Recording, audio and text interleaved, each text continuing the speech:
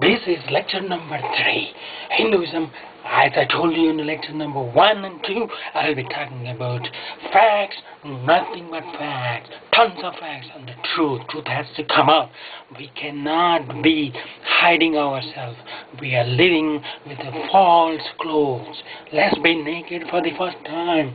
Let's be truthful to ourselves. Let's not talk about the stuff which is not true. And I will continue my do you know questions.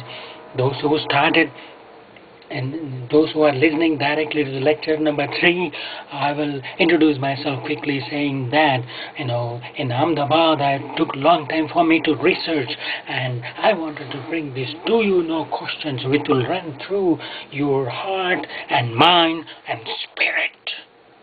Yes, and this did you know questions will provoke your mind and heart and spirit like anything else. When you go out, you will look at your fellow Hindu with a renewed spirit and interest. And let's cranking going. Do you know the ancient cooks were the caretakers of the fire? If you ask our ancestors, they'll tell you there used to be a house in each village where the fire runs for 24 hours. They were the caretakers.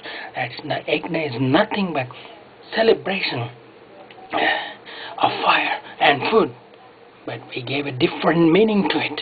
We godified it to the extreme and alienated our Hindus from it. And it is a question of domination of one tribe over the others.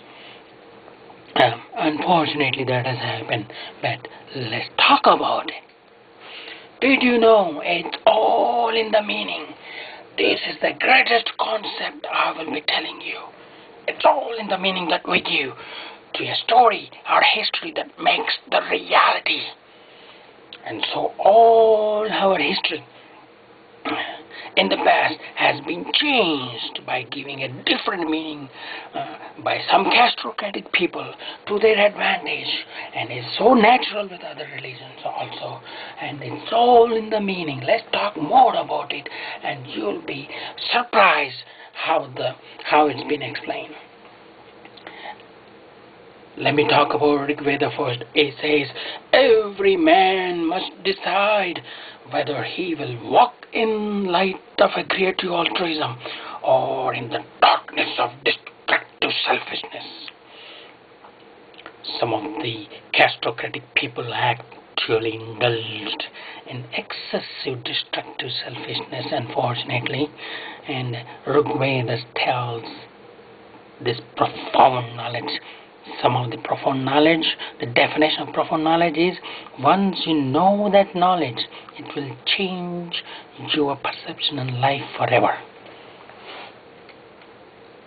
Now, did you know that abolition of intellectual slavery, which was achieved after our independence, led to the prosperity of our people for the first time after centuries, by creating equality, and who are making a real progress that is not seen for centuries in the past.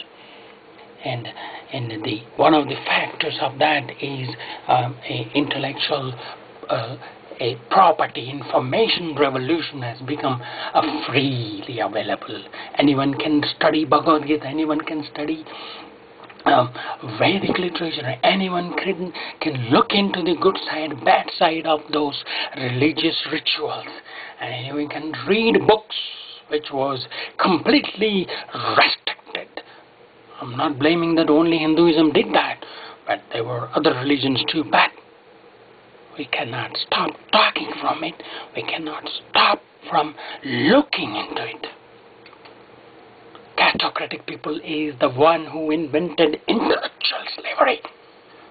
Intellectual slavery is the worst invention human being has ever invented. Let me tell you again. Intellectual slavery is the worst invention human being has ever invented. Let's bend our head for this slide and think about our ancestors, our tribal people, our nomadic, innocent Vedic people suffered because of that.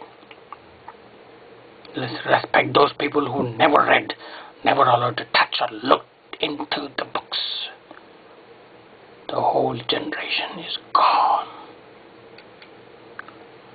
Now, most of our Hindus have surrendered their intelligentsia to the higher caste people in the name of the God. They were not allowed to read or write or even think. If you practice a bow and arrow, your thumb will be cut off. But they gave a different meaning. They created a story around it. They put a sin if you point that out in a negative way. We gave a good meaning to that bad action of thumb cutting, Eklavya syndrome. I will talk about it more.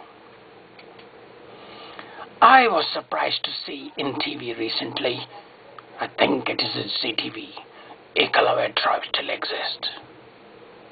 Eklavya tribe still exists in India. They are so scared of using their thumbs, even now. Can you imagine? They have shown people using other fingers during their archery, and it was shown in the TV and CTV.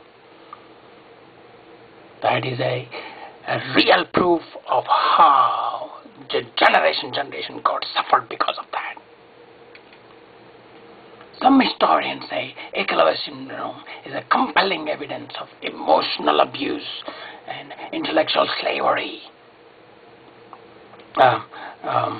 This century-old emotional rapism, I call. Yes, it is emotionally raped. Our people have been raped emotionally, historically, and that's what many people think. And it seems that they say this still exists in India. Oh yeah. One can imagine impact in the lives of our Hindus of other psychological trauma, and it's long-term consequences of that.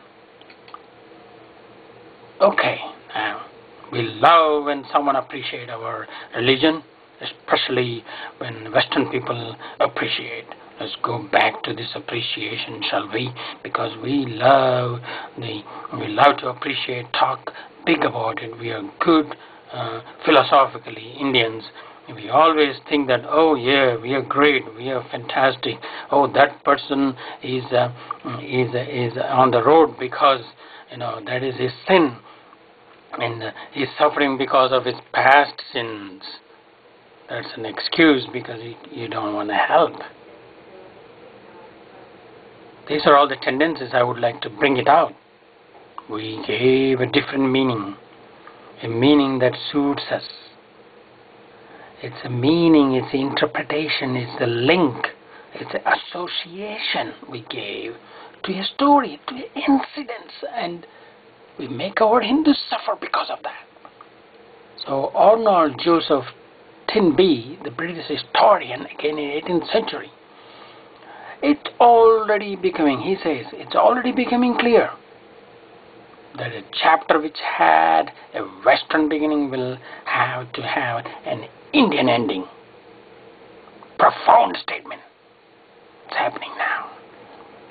If it is not the end of self-destruction of the human race, at this supremely dangerous moment in human history, the only way of salvation for humankind is Indian way. Fantastic. Let's think about it. Let's meditate on this.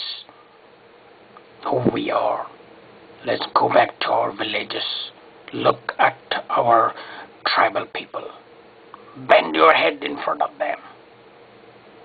Say namaskar to their ancestors and ask for apologies for discriminating and making them suffer.